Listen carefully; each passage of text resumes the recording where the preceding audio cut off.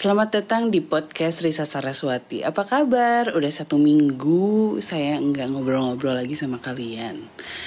Jadi buat kalian yang baru dengerin nih, kalian mesti refresh atau dengerin di episode-episode sebelumnya. Karena di podcast ini aku ceritanya bersambung. Jadi menceritakan bagaimana dari kecil terus berinteraksi dengan hantu dan melakukan hal bodoh. Mungkin kalian semua udah tahu kemarin saya melakukan hal bodoh di hidup saya ketika saya kecil. Bayangin 11 sampai 13 tahunan lah ya itu. Saya banyak melakukan hal-hal yang gak lazim, yaitu yang paling ekstrim sih ya percobaan bunuh diri itu gitu. Saya melakukan 3 kali percobaan bunuh diri hanya agar saya bisa bareng-bareng terus sama Peter CS. Ya kalian bayangin, saya selama di sekolah tuh gak punya banyak teman. Terus saya jauh dari kedua orang tua saya. Adik saya tinggal di luar kota. Terus saya tinggal di rumah nenek saya yang notabene rumah nenek saya itu rumah Belanda.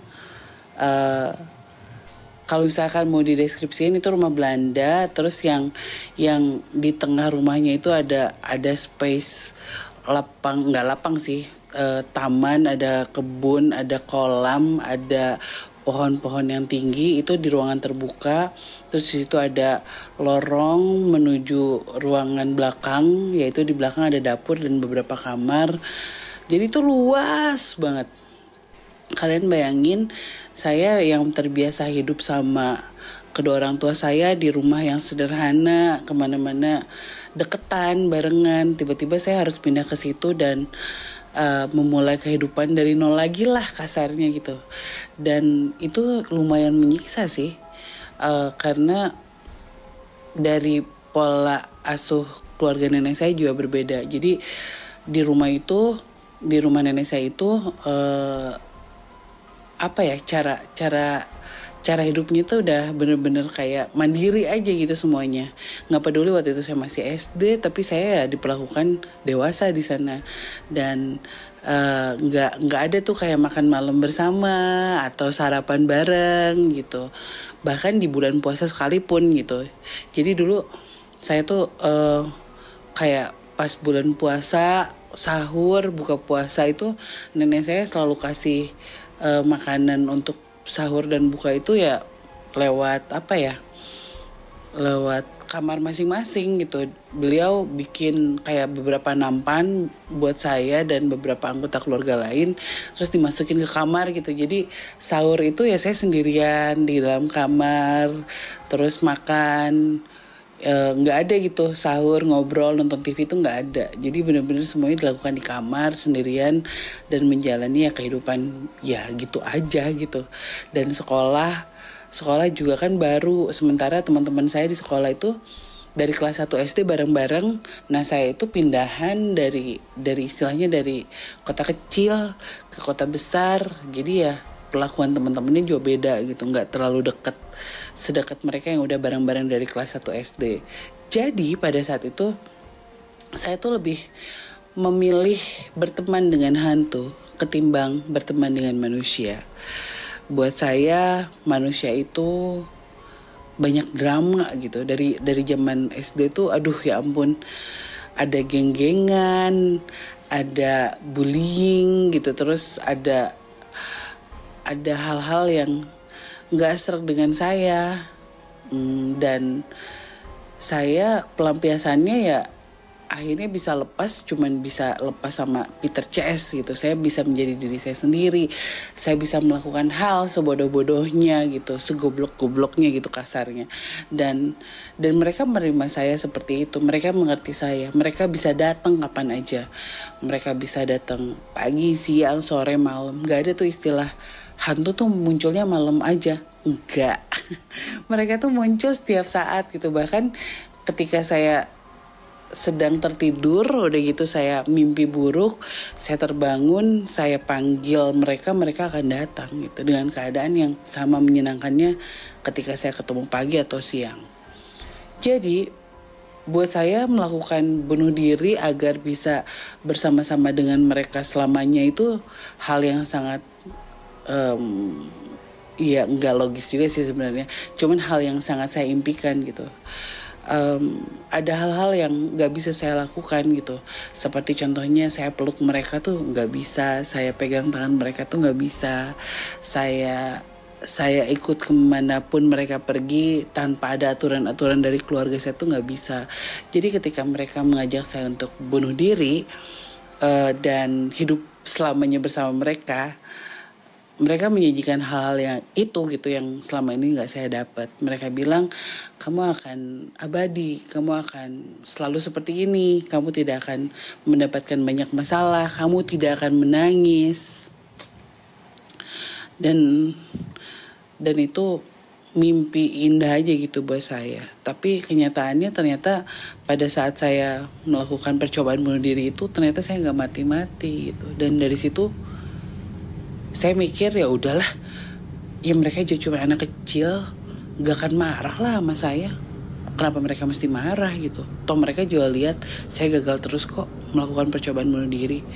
Mungkin mereka akan mengerti kalau saya ya belum saatnya mati gitu. Suatu saat saya akan bertemu mereka tapi tidak sekarang. Itu pikiran saya. Saya pikir ya udahlah, saya gak usah bunuh diri, saya akan melakukan rutinitas yang sama seperti sebelumnya bersama mereka dan kita akan tetap happy. Itu yang ada di pikiran saya. Jadi ketika akhirnya saya bilang sama mereka, aku tidak bisa mati sekarang, aku tidak ingin mati sekarang, saya pikir hal itu yang akan terjadi gitu. Tapi ternyata di luar ekspektasi banget gitu, di luar pemikiran saya saat itu. Karena ternyata mereka benar-benar marah. Dan saya tidak pernah melihat kemarahan semarah itu dari mereka selama ini. Oke lah, kesal-kesal doang atau marah-marah yang ya anak kecil. Ya itu saya sering lihat hampir setiap hari. Tapi kemarahan yang terjadi pada saat saya bilang saya belum siap mati, saya tidak akan mati dulu, itu pengalaman yang sangat buruk sih buat saya. Karena untuk pertama kali setelah saya sebelumnya pernah melihat mereka dengan tubuh terpisah-pisah, mereka menjerit-jerit dan ada darah dan lain-lain, akhirnya saya melihat lagi penampakan yang saya benar-benar benci gitu. Saya lihat tiba-tiba mereka marah, kulit mereka tiba-tiba terlihat seperti kerangka manusia yang hanya dilapisi kulit gitu. Terus mereka menunjukkan luka di leher.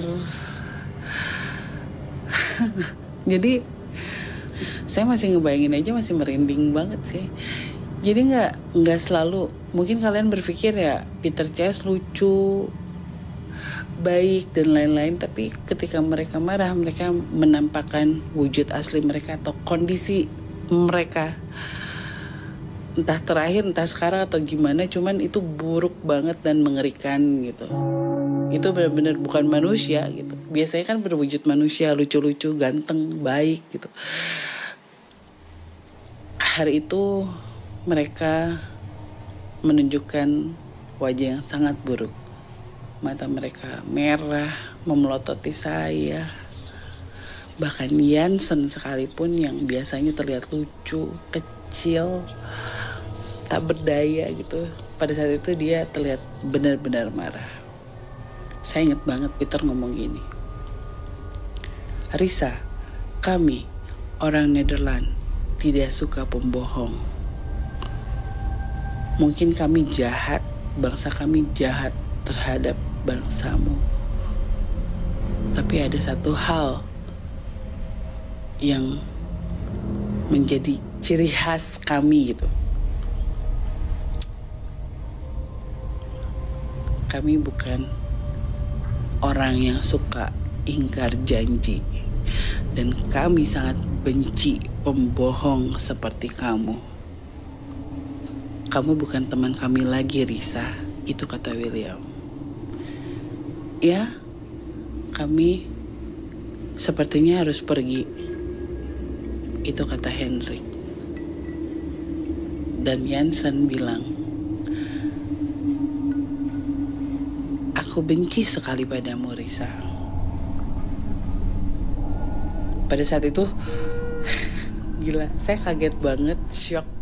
Dan akhirnya tangis saya pecah. Saya nangis-nangisnya. Saya bilang, maafkan aku. Aku tidak bisa mati, aku tidak tahu caranya mati. Belum saatnya. Mungkin ada seseorang atau sesuatu yang menahanku untuk tetap hidup. Mungkin aku harus hidup untuk mama, untuk papa, untuk adikku, untuk keluargaku.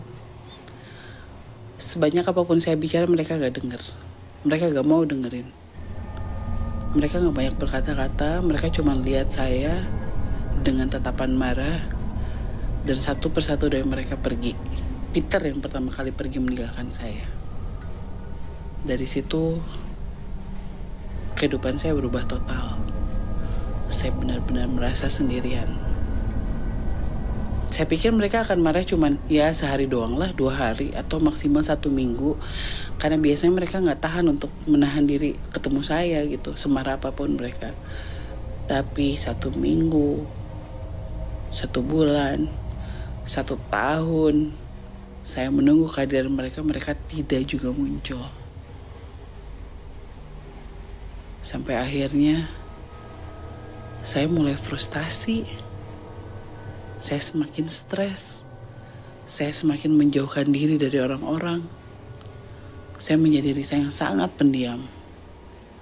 Dan hampir setiap hari, kepala saya diisi dengan pertanyaan, kemana perginya mereka? Mereka tidak muncul lagi. Sampai akhirnya, banyak yang akhirnya mendatangi saya. Sosok-sosok yang tidak saya suka, yang kami benci. Wanita jelek, pocong, genderuwo. Semua yang saya tahu tentang hantu itu seakan bermunculan dan mulai mengganggu hidup saya.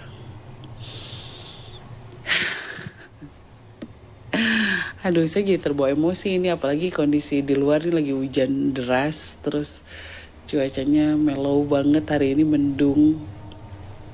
Dan sekarang kondisi saya baru melahirkan seorang anak lucu yang tidak boleh dipertemukan dengan Peter CS, jadi otomatis mereka juga sekarang lagi jauh-jauh dari saya, jadi kayak kerasa banget gitu. Cuman memang pada saat itu beda kondisinya karena saat ini memang kesepakatan gitu untuk saling menjauh dan suatu saat akan ketemu lagi. Tapi pada saat itu